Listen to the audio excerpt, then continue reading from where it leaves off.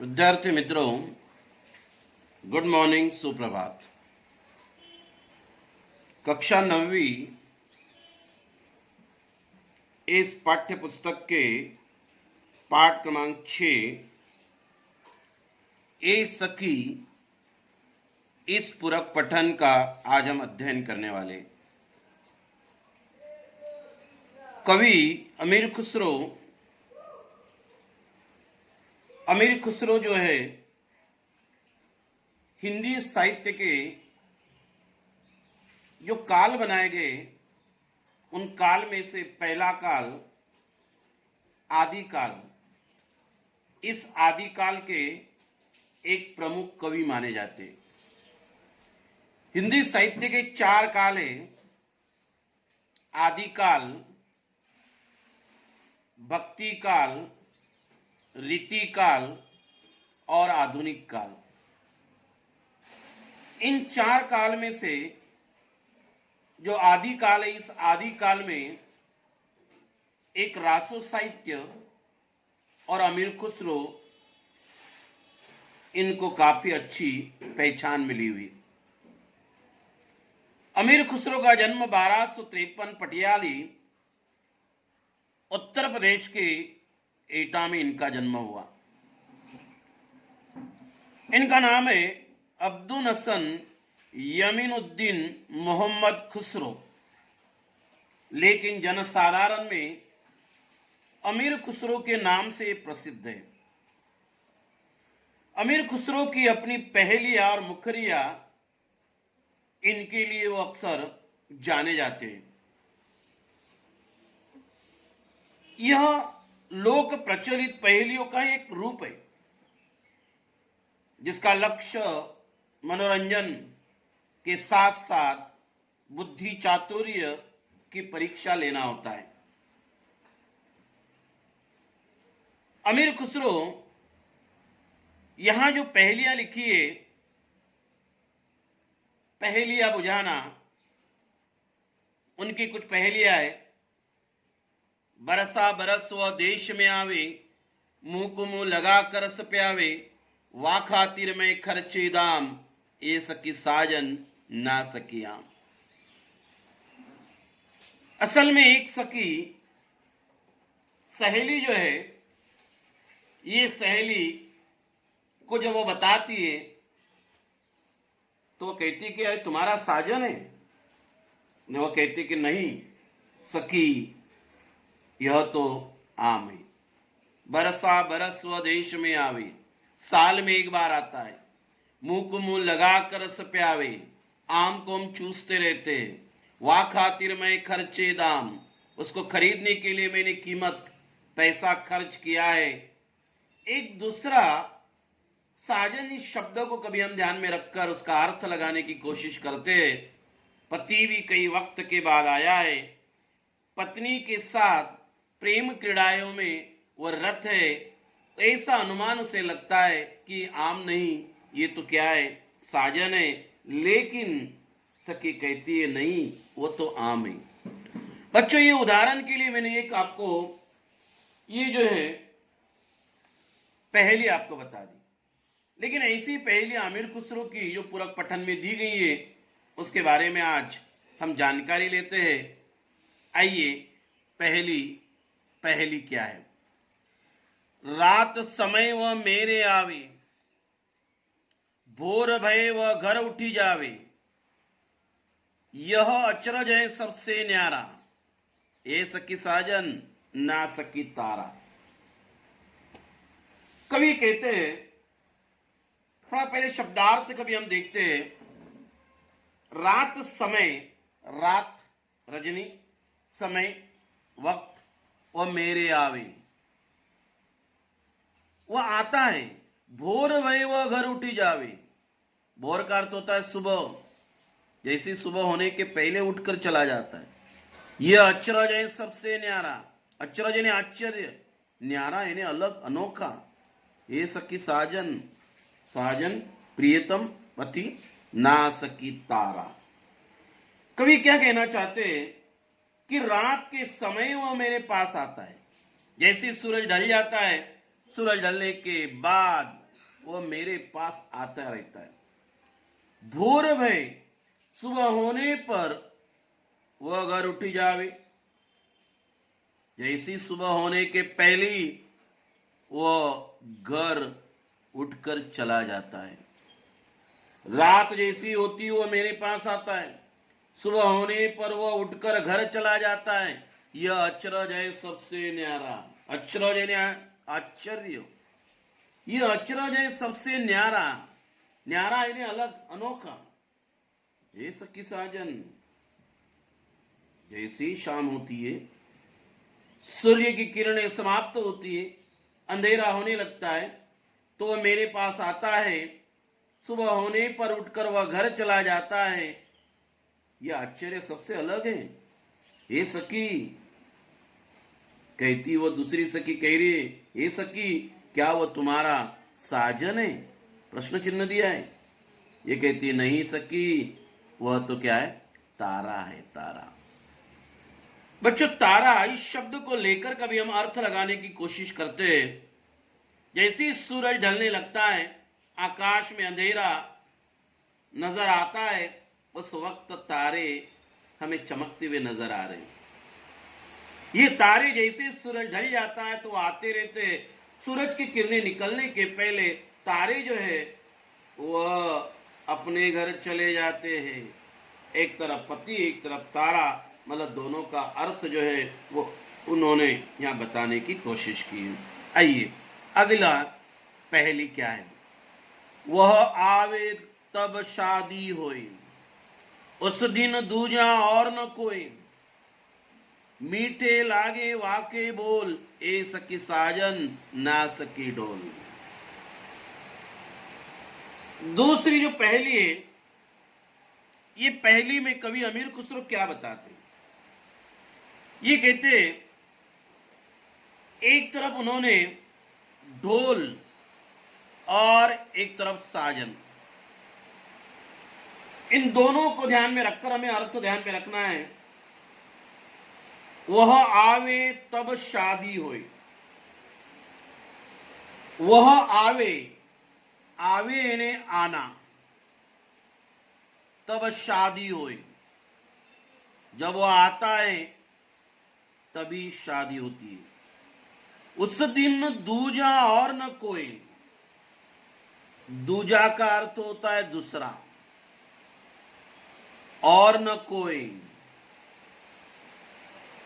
उस दिन जो है दूसरा और कोई नहीं, मतलब उसकी जो कमी है वो कोई पूरा कर नहीं सकता।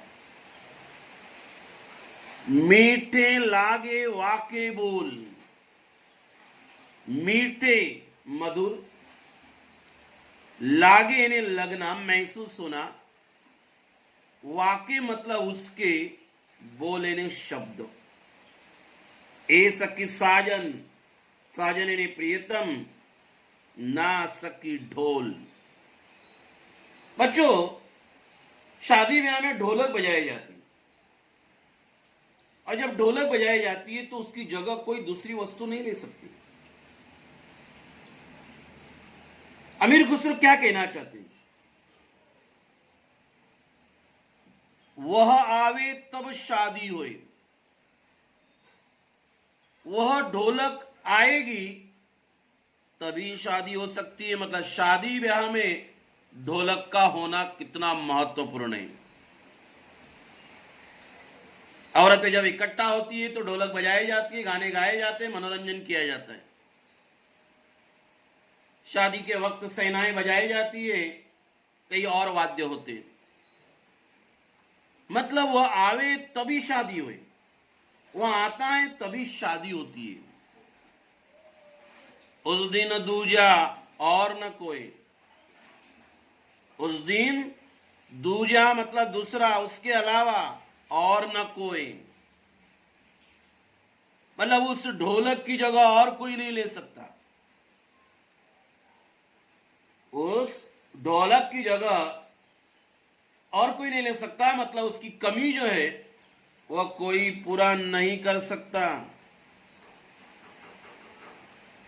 मीठे लागे वाके बोल, मीठे लागे वाके मतलब उसके बोल शब्द, जब ढोलक बजती है तो उसकी आवाज जो है बड़ी मीठी लगती है। ए सखी साजन ना सखी ढोल। अभी ढोल के बारे में हम चर्चा कर रहे थे, अभी साजन है प्रियतम पति के बारे में चर्चा करेंगे। वह आवे तब शादी होए, उसका प्रियतम आएगा तो ही शादी होगी, उसके बगैर शादी कहां पूरी होने वाली है। उस दिन दूजा और न कोई, उस दिन दूजा मतलब उसके साजन की कमी को कोई पूरा नहीं कर सकता, उसकी जगह कोई दूसरा नहीं ले सकता। मीठे लागे वाके बोल, जब वो बोलता है तो उसके बोल, उसके शब्द कानों को बड़े मीठे लगते हैं। इतना सुंदर वो बोलता है, इतना मधुर बोलता है। उसका जो पति है, साजन है, प्रियतम है, वो आएगा तभी शादी होगी, उसकी जगह, उसकी कमी को कोई दूसरा पूरा नहीं कर सकता। जब वो बोलता है तो उसके शब्द बड़े मधुर लगते हैं। परिस्थिति को देखकर, अर्थ को देखकर उसकी सखी उसे कहती, ये सखी ये साजन है।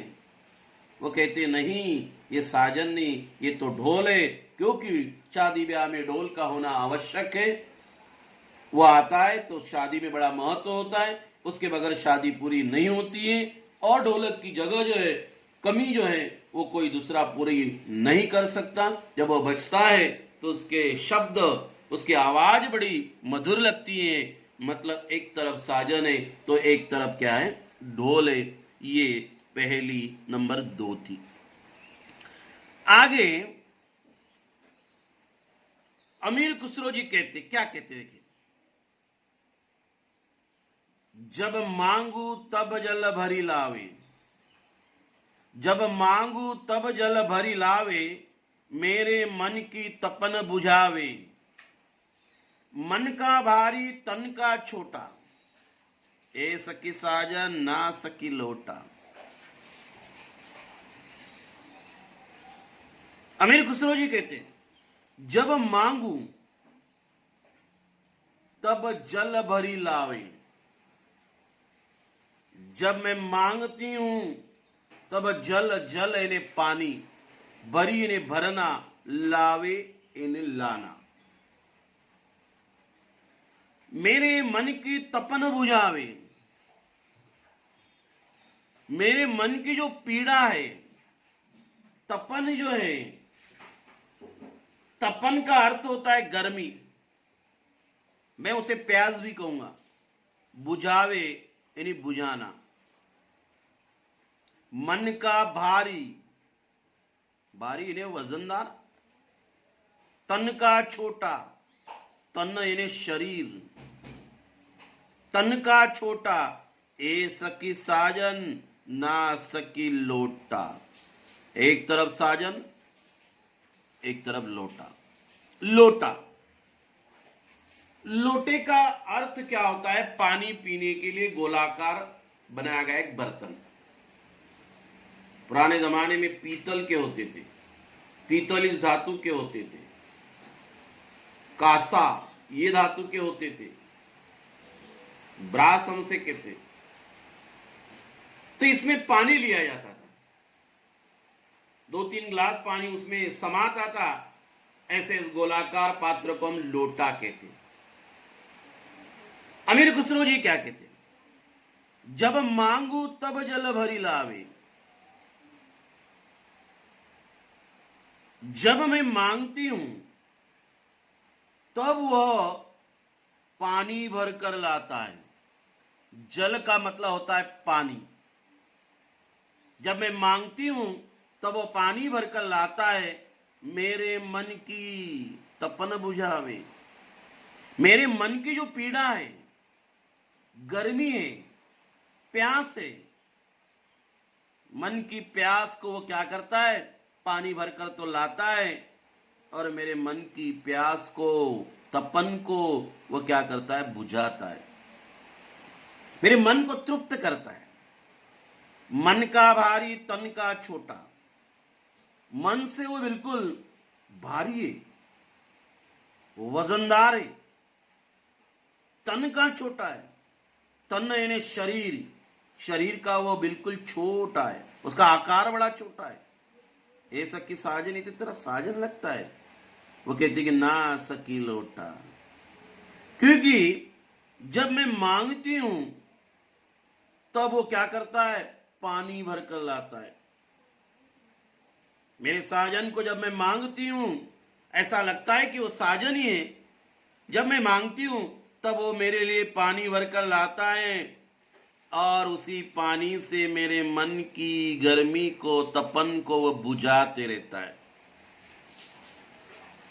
मन से बड़ा भारी है, तन से छोटा है। अरे शरीर से छोटा है तो क्या हुआ, लेकिन मन से बड़ा उदारवादी है, भारी है। ये परिस्थिति तो साजन की है। साजन को पानी मांगती है, वो पानी लेकर आता है, मन की प्यास बुझाता है। भले वह आकार से छोटा हो लेकिन मन से बड़ा उदारवादी है, भारी है। इसीलिए तो उसकी सहेली कहती है ये तो तेरा साजन है। वो कहती नहीं, ये तो लोटा है। इस लोटे को जब भी वो कहती कि पानी लाओ तो लोटा पानी भरकर लाता है। उसी लोटे में से पानी पीकर वो अपनी मन की प्यास को, गर्मी को बुझाती है। इतना ही नहीं, ये जो लोटा है ये भले ही शरीर से छोटा है लेकिन मन से बड़ा उदार है, भारी है, वजनदार है। इसीलिए सहेली कह रही है कि मेरा साजन नहीं, वो तो क्या है, लोटा है। अभी अमीर खुसरो जी चौथी पहेली में क्या कहते हैं? ये पहेली हम जो मुखरी अमीर खुसरो ने इन मुखरियों में के माध्यम से क्या कहते? बेर बेर सोवत ही जगावे। बेर बेर बार बार, सोवत ही सोने से जगावे। सोवत ही, सोना यानी नींद। ना जागू तो काटे खावे। क्या कहते हैं अमीर खुसरो जी मुखरियों से? ना जागू तो काटे खावे। वो नींद से नहीं जागती है तो काटता है, पीड़ा देता है, काटता है, चबाता है। व्याकुल हुई मैं हक्की बक्की। व्याकुल का अर्थ होता है बेचैन, परेशान, अनईजी। व्याकुल हुई मैं हक्की बक्की। हक्की बक्की ने आश्चर्यचकित। ये सकी साजन ना सकी मक्खी। मक्खियां होती है, एक तरफ हमें साजन ध्यान में रखना है, एक तरफ मक्खी ध्यान में रखना है, दोनों का अर्थ हमें मिलाना है। मैं पुनः पढ़ता हूं उसे। बेर बेर सोवत ही जगावे। ना जागू तो काटे खावे। व्याकुल हुई मैं हक्की बक्की। ए सकी साजन ना सकी मक्खी। बेर बेर एने जैसी मैं सोती हूं, जैसी मैं सोती हूं तो बेर बेर एने बार बार वह क्या करता है, सोवत ही जगावे। मैं जब सोती हूं तो बार बार मुझे वो नींद में से मुझे जगाने लगता है। जैसी मैं सोती हूं तो बार बार मुझे वो नींद में से जगाने लगता है। जब मैं नहीं जागती हूं, ना जागू, जब मैं नहीं जागती हूं तो काटे खावे। जब नहीं जागती हूं तो मुझे काटने खाने लगता है। काटने खाने लगता है कब? जब मैं नींद में से जागती नहीं तब। व्याकुल हुई मैं हक्की बक्की। व्याकुल यानी परेशान, बेचैन, मैं परेशान हो गई, हक्की बक्की हो गई। हक्की बक्की ने आश्चर्यचकित हो गई। जब मैं सोती हूं तो आता है मुझे जगाने की कोशिश करता है, नहीं जागूंगी तो मुझे काटता है, खाता है। इसके कारण मैं व्याकुल हो गई, परेशान हो गई, हक्की बक्की हो गई, आश्चर्यचकित हो गई। ए सखी, ये तो तुम्हारा प्रियतम है, साजन है। अरे ना सखी, वो तो मक्खी है। पहले प्रियतम के बारे में चर्चा करेंगे। जैसी मैं सोती हूं, मेरा प्रियतम आता है, मेरा प्रियतम मेरा साजन आता है, बार बार मुझे नींद में से जगाने की कोशिश करता है। इस कोशिशों के बावजूद भी कभी मैं नहीं जागती हूं तो मुझे काटता है, पीड़ा देता है। इसी के कारण, मेरे साजन के इस व्यवहार के कारण मैं व्याकुल हो गई, परेशान हो गई, हक्की बक्की हो गई, आश्चर्यचकित हो गई। लेकिन वो कहती कि नहीं, ये तो साजन नहीं है, ये तो क्या है, मक्खी है। मक्खी भी जो है, जैसे आदमी सोता है वो सोती है तो बार बार क्या करती है, हमको जगाने की कोशिश करती है। यदा कदा हम जाग भी नहीं पाए तो वह आती है मक्खी, बार बार हमें काटती है, खाते रहती है। इसके मक्खी के काटने के कारण हम व्याकुल हो जाते, परेशान हो जाते, हक्के बक्के हो जाते, आश्चर्यचकित हो जाते। इसीलिए वो कहते कि वो साजन नहीं, वो तो क्या है, मक्खी है। बच्चों, ये 4 मुकरियों को हमने देखा है। पहले में उन्होंने तारा बताया, साजन और तारा। तारा जो है किसी तरह से अंधेरा होने पर चमकता हुआ नजर आता है, सूरज की किरणें निकलने के पहले घर चला जाता है। तो एक तरफ तारा, एक तरफ साजन है। दूसरे में साजन है तो ढोल है। शादी के वक्त वह ढोल का महत्वपूर्ण हिस्सा होता है। उसकी कमी को कोई दूसरा वाद्य पूरा नहीं कर सकता है। जब वो ढोलक बजती है तो उसके शब्द बड़े मीठे लगते हैं। साजन की स्थिति के साथ उसकी तुलना की। तीसरे में हमने देखा साजन और लोटा। जब भी पानी मांगा जाता है तो पानी वो लेकर आता है, मन की प्यास को बुझाते रहता है। शरीर से बड़ी छोटा है लेकिन मन का बड़ा उदारवादी है। साजन के साथ उस लोटे की तुलना की। और अंतिम हमने देखा कि मक्खी और साजन। ये जो साजन है, मक्खी जो है, हमें बार बार नींद में से जगाने की कोशिश करती है, नहीं जागते तो काटती है, खाती है। इसके कारण हम व्याकुल हो जाते, परेशान हो जाते, हक्के बक्के हो जाते, आश्चर्यचकित हो जाते। मतलब कुल मिलाकर ये 4 मुकरियों को हमने यहां पूर्ण किया है। बच्चों, ये हो गया हमारा ये सखी का पार्ट 1।